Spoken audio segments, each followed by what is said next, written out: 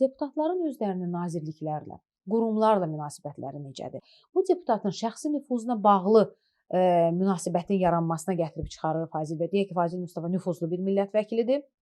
Digərinin ümumiyyətlə eləsi var ki, heç biz tanımırıq və onlar ümumiyyətlə heç bir nazirə, nazirliyə, digər bir dövlət qurumuna çıxa bilmirlər. Bu da bir problemdir. Bundan bağlı şikayətləri dəfələrlə görmüşük və ümumiyyətlə sanki nazirlər, nazirliklər deputatlarla aralarında bir sərhəd yaradıblar. Bu şəxsi münasibətə və nüfuza əsaslanmadığı təqdirdə artıq hətta deputatları belə demək olar saymırlar, çox kobud səslənsə də.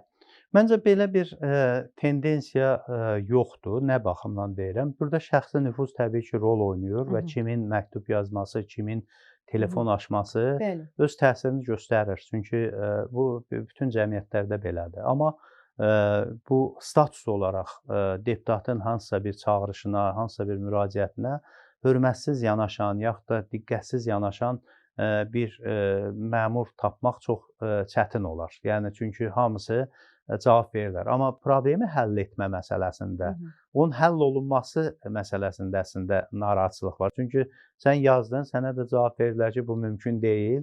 Vətəndaşın problemi həll olunmadı. Vətəndaş növbəti dəfə sənin yanına gəlir.